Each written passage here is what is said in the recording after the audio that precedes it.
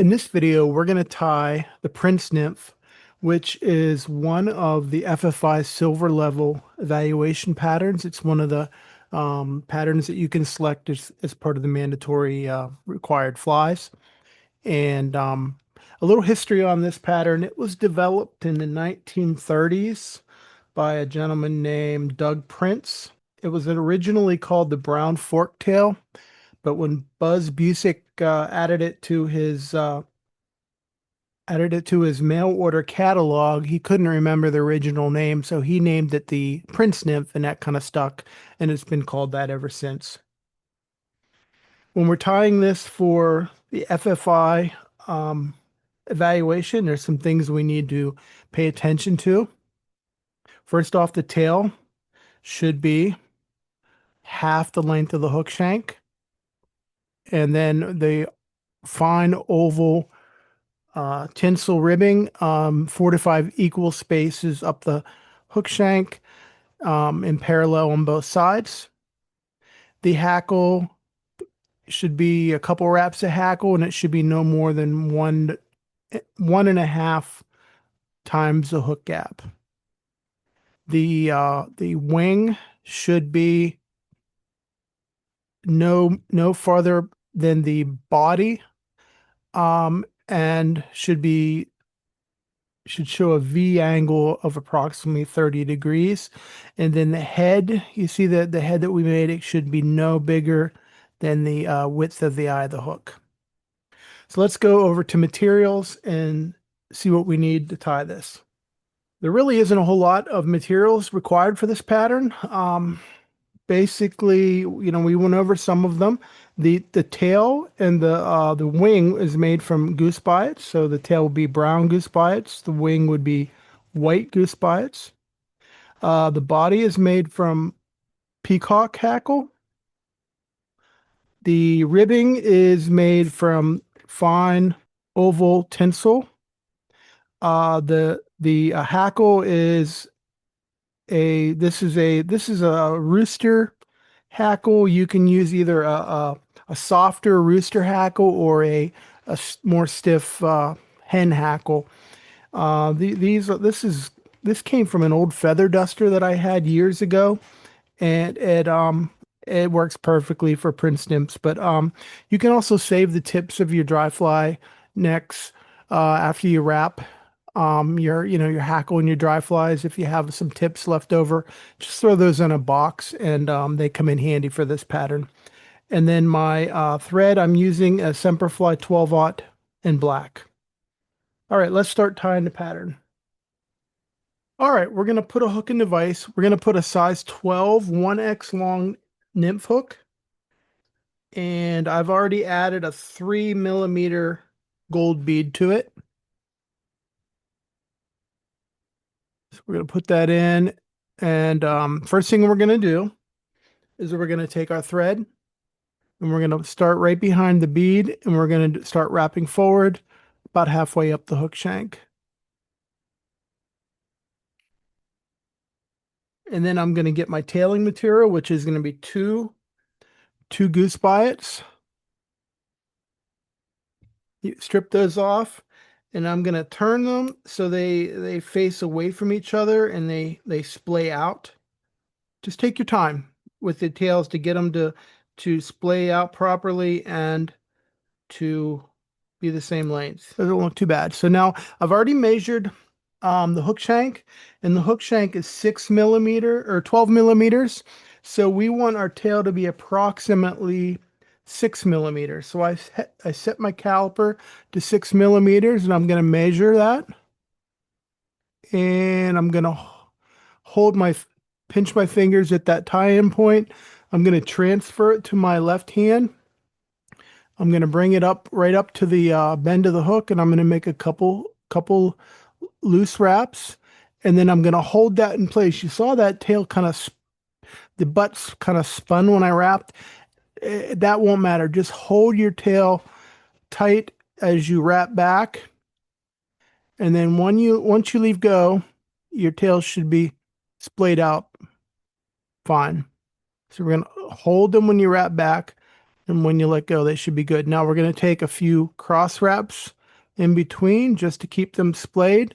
We're not going to pull, when we pull up, we're not going to pull real hard. We're just going to pull, we're going to watch them splay. And then once we have them where we want them, then we can take a wrap around the hook shank, kind of save that work. So then our tails are splayed, they're moving back, and they should be approximately, they're a little bit long. So we're going to fix them.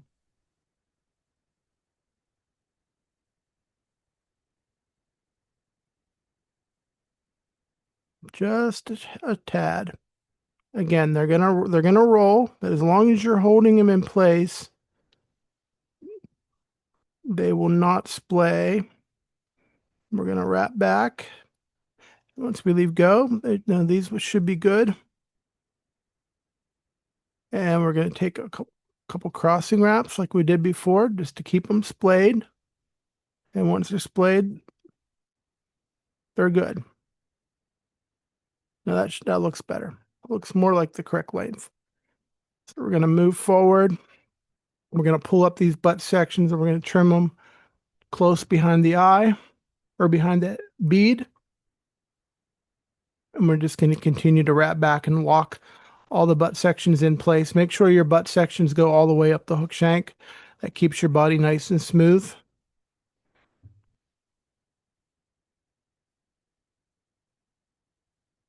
All right, now we're going to get our oval tinsel. We're going to tie that in. Now the oval tinsel it should start and finish on the bottom of the hook shank when we wrap our rib. So we want to tie that in right at the bottom of the hook shank. As we move back, we're going to spin our thread counterclockwise. That ensures that our first wrap of our thread, it's going to jump away or towards our materials, not away from it. And once we have that in, we're going to hold it down where we want it. And we're going to continue to wrap back. Hold it right at the bottom of the hook shank. Continue to wrap back until we reach that point right where the bend starts and where our thread wraps ended. We're going to come back up and we're going to take that ribbing and we're going to move it out of the way. Now we're going to take our peacock girl. I've selected 3 strands. You can use 2 or 3 strands. It's up to you, depending on the length of your peacock. I find 3 strands and even 2 strands work pretty good. But I use 3 strands just to ensure that I'm going to have enough to make the wraps I need to get up the hook shank. I'm going to tie that in. And then I'm going to come up. Now there should be a slight taper in your body. So I'm going to use some thread just to create a little bit of a taper. That's good. There is a little slight taper to that, which is perfect. I'm going to hook my peacock up to hackle pliers, and then I'm going to start by twisting it into a little bit of a rope. And once you see that rope start, we're going to start wrapping our body. Our first wrap needs to be right in front of the tail, and we need to ensure that number one, we're not going to move our tail, but we also want to ensure that we don't have, I moved my tail a little bit, so I'm going to back off, hold that tail in place as I make that first wrap. Make a little, each twist, each time you wrap, you want to twist a little bit, but we're going to look all around and make sure we did not leave some black thread showing in the back, which is common. It's a common mistake that you see when you evaluate these patterns. We're going to keep twisting as we move up. Touching wraps right in front of each other. Just take your time, twist and move up. Twist and wrap. Twist and wrap.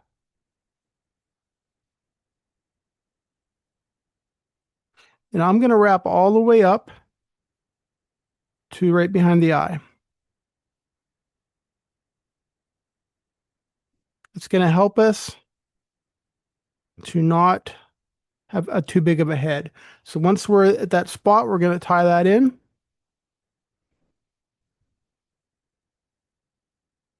Couple wraps behind, a couple wraps in front, and then we can trim out that. Okay, now with that tied off, we can wrap our ribbing. Now our ribbing should be counter wrapped. So whatever direction you wrapped your um, peacock curl, you're going to wrap your ribbing in the opposite direction. So I wrap my peacock curl in a clockwise direction. So I'm going to counter wrap it, moving the other way. First wrap, we want 4 to 5 equal spacing wraps. So take your time, make sure that the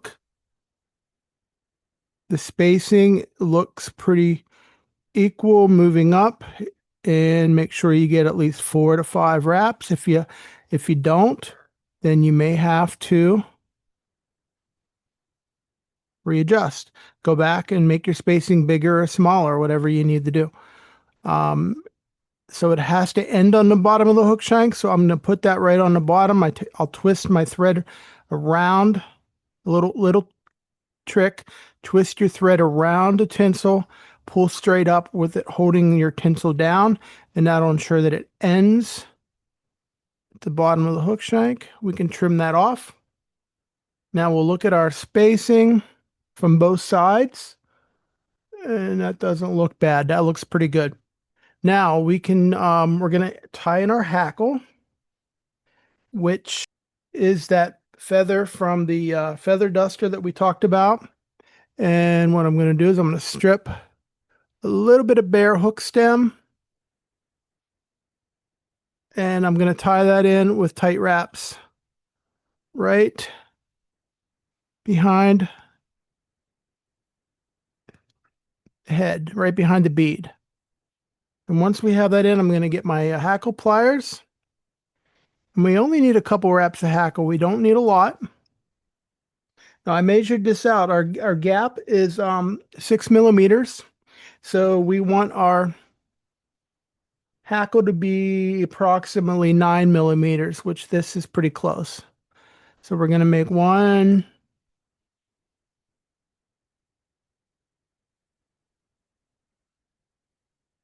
about 1.5 turns I can get with this. So I'm going to tie that off. Couple wraps behind, a couple wraps in front, and then I can just trim that out or pull that out. Once that's trimmed out, now I'm going to use my fingers. I'm going to sweep all that back, and I'm going to use my thread, a couple wraps back, not too far, just enough to get all those fibers sweeping back rearward, just like that. And that'll ensure that you get the look that they're looking for.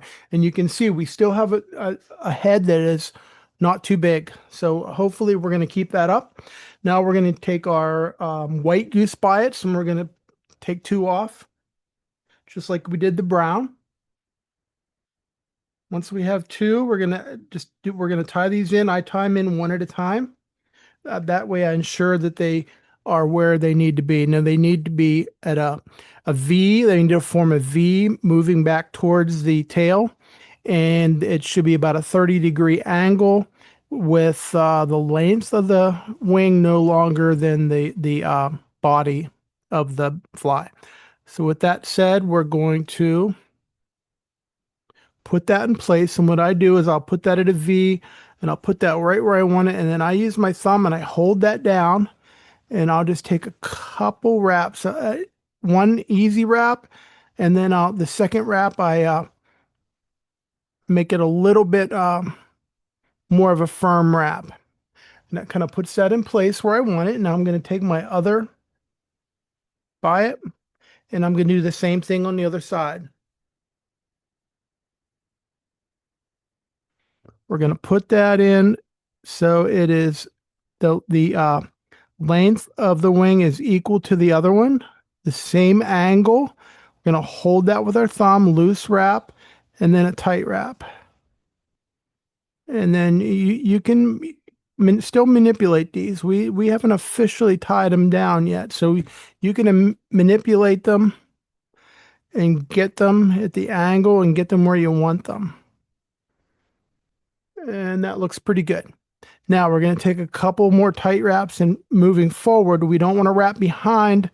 We want to wrap moving forward towards the bead. And then once we do that, we're going to grab the butt ends, and we're just going to take a couple wraps of our butt ends, and we're going to just kind of lock them down. And then we can pull that up, and we're going to bring in and trim everything real close. And if we have to make an additional trim, just a little cleanup, that is fine. But when you fold those over and trim them like that, that's going to ensure that those stay in, those biots stay in. They make it real durable. Now we're going to just form a small head. Our head should be just big enough to cover, or just enough wraps to cover any of our butt ends, anything that we don't want there. You see, we still have those butts back there, but that's going to be okay. I'm going to just take a couple wraps of thread up, just kind of locking those in the best that I can. And we don't want our head, again, our head should not be any bigger than the width of the eye of the hook. And I think we're okay. So we're going to just cut a couple more wraps to cover up as much white as possible. And now we can do a whip finish.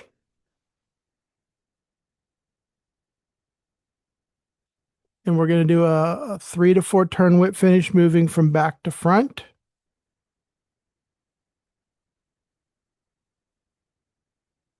And with that whip finish, we were able to cover up the rest of our thread wraps that we needed to cover up, or the rest of the wing. And with that, we can trim off. And finally, we can add a drop of head cement. And that'll make that real durable all the way around.